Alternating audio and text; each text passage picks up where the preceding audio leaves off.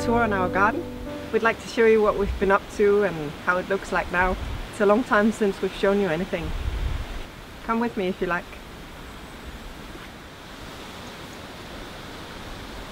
So this is our long row of green kale and red kale, as you can see. It's the same type, it's just red. And our intention was this year to have a lot of green kale so that we can eat it every day throughout the winter, because it's really our favorite thing to eat. And well, Ian insisted that we had to plant them really close to get a lot.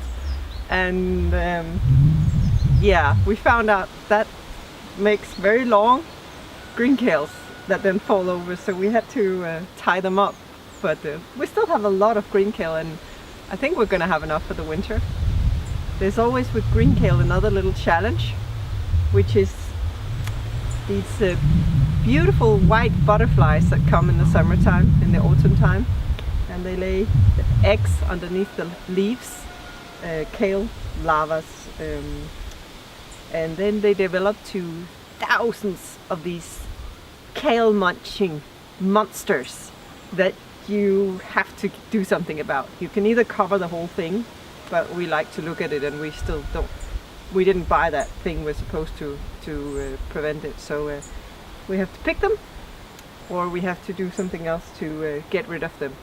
There is some biodynamic way where you can put them in a glass and make it rot the water, really stinky for 4 days, and then you mix it up with water and you water it on, and that should keep them away.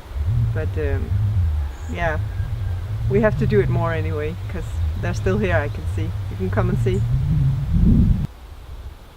So they start out as these tiny little orange eggs underneath the leaf, and then they become like just a half a centimeter, very, very thin little green ones, and then within no time they just go boom, boom, boom, and they develop to these big guys, and they can really get some kale inboard.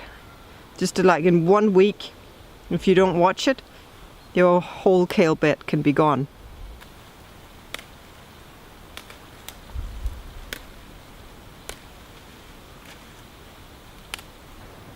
I just love this red green kale, and I've been told by a Chinese medicine practitioner that the darker the greeny leaves you get, the healthier, because the more chlorophyll there's in, so the better it is for you to eat. And we just basically steam it, just rip out the stalk and steam it for a little while, and then eat it for as many meals as we can. You can of course make all kinds of other things with it too, pies and whatever. Sometimes we do, but we just love to eat it just the way it is. It tastes so good, and it's really a superfood. It's packed with all kinds of goodness. For example, vitamin E. I didn't know that it really contains a lot of it. You normally think, oh, avocados or something, which is great if you live somewhere where you grow avocados, but we don't here. So this is, for example, one of the places we get it from. And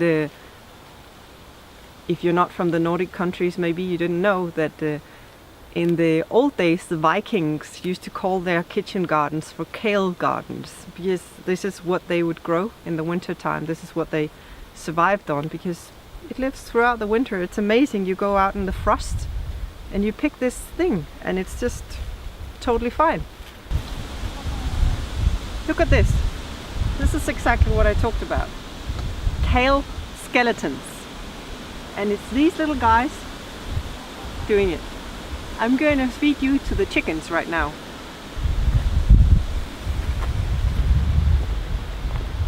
Hansa, sit. Aye, they didn't get it. In no time they turn a nice kale plant into a kale skeleton. But luckily, when we pick them, this kale will still recover. Not these leaves, but it will shoot new leaves. So we can still save it.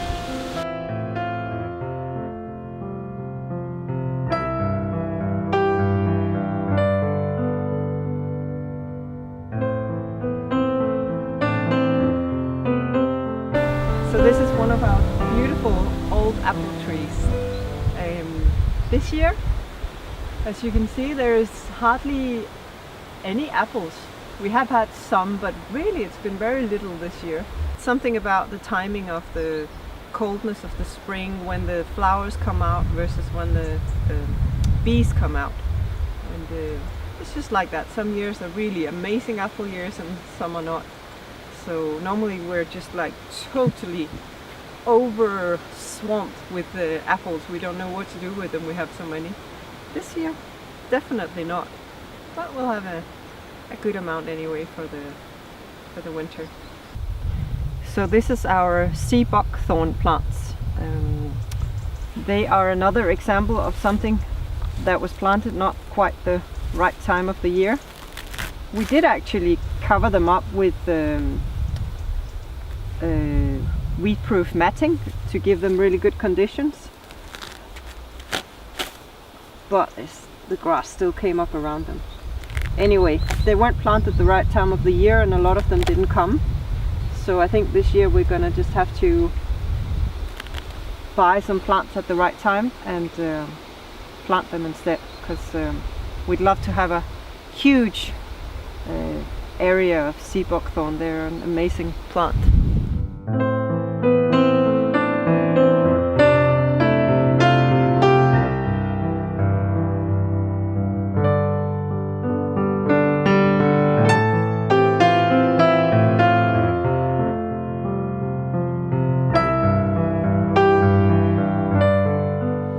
So here we are in our round garden that we established a few years ago, and it's doing really well now. The soil was not very good when we came here or started. We took it away from just being grass, but we've been putting lots of horse shit and compost and leaves and things on, and it's really starting to do well now. This here, again, we have many kales here. This is palm kale, probably my favorite type of kale. They seem to be eaten a little bit more by slugs, but luckily we don't have such a big issue with slugs here, so they are surviving. So this is the leftovers of a broccoli plant. We've harvested the broccoli and now it's starting to shoot these little broccolis that you can also very easily eat. Here we got some sad leftovers of some red cabbage, pointy cabbage, really delicious ones, but yeah, obviously they're gone by now. And then we have all our pumpkins covering the hugel bed, and the beautiful fennel flowers after the fennel plant is finished. They're absolutely amazing to look at, and they smell quite fantastic also. They're really nice for making if you put apple cider vinegar in a bottle and then put some of these inside the bottle, then it will look really beautiful, and the vinegar will get the taste of the fennel, and it's really nice. This here is borage. It's actually kind of like a weed in the garden. We have to take loads of them away, otherwise they just spread over the whole area. But they're also very beautiful, and I'm sure the bees love them. And you can actually eat, well, both the plant and the flowers. Not too many of them, but they're very nice to make on salads, to make a beautiful salad. And here we got a beautiful parsley. I'm pretty sure I didn't plant any parsley here this year, but it must have come just from its own, from seeds from last year. That's the amazing thing with garden. It's like you kind of design some of it, and then all seeds and nature does the rest of it.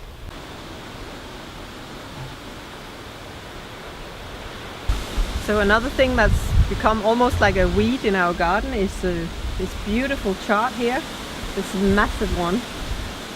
They just plant themselves all over the place, but we're very happy about it because they're really nice for eating, like the spinach, the leaves. And we had an American guy here this summer who showed us how to do a quick pickle with the stems. Just cut them up in small bits and put them in some marinade, and they're really yummy. Spring sneeze in the autumn.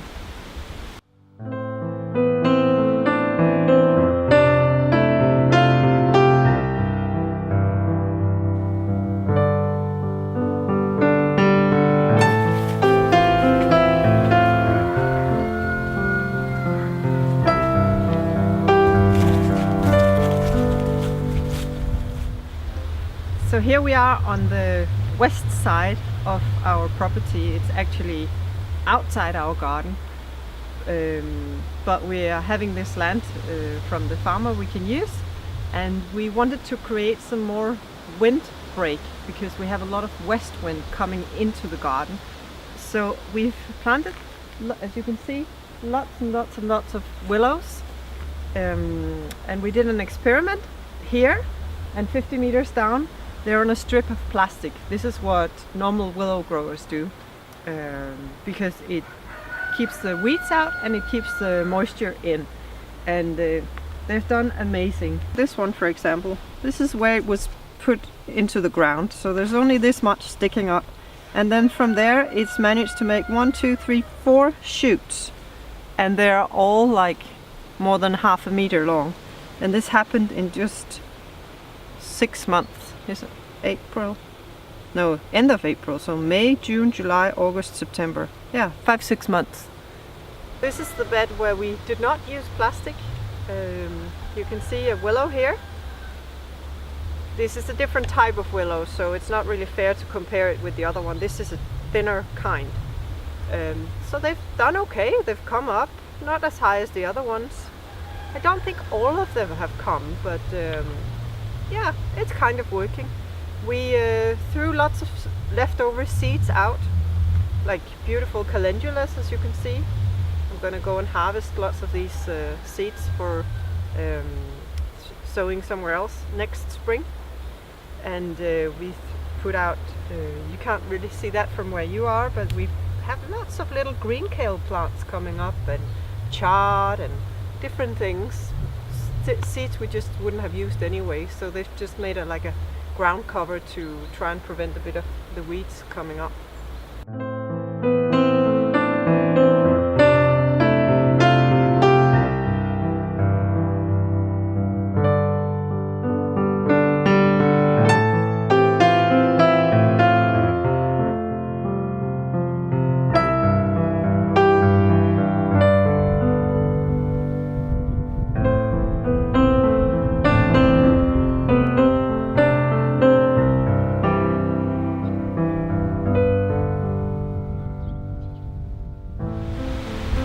This is a little fig tree, which is doing a very good job growing in a not so easy place.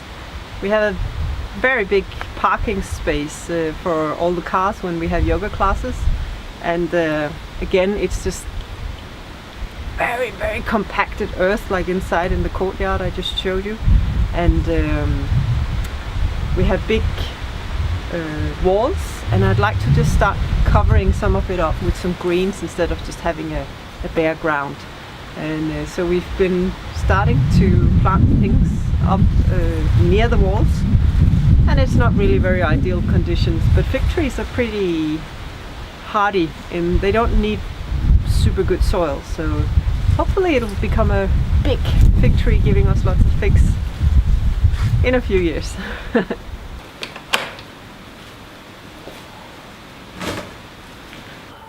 So luckily you can't smell on film. It's not a very pleasant smell in here. This is the chicken house where we grow our eggs, and underneath here we've got the boxes. There's a few chickens laying there right now, laying eggs. And here we've got the sticks they sit on at night, and this is the amazing fertilizer that we get for the garden. Once a week we remove the sticks and scrape all the shit away. It's due now, and yeah, it works quite well. Here is Mrs. Chicken busy laying an egg, and they like having a little cozy place to be in. Sometimes they lay their eggs in here, and most of the year when we have them free ranging, they also decide on other places like the hay by the horses or other places. Oh, and we have one other Mrs. Chicken coming to check out what we're doing. Maybe if we have some more food for her. Hello, Mrs. Chicken.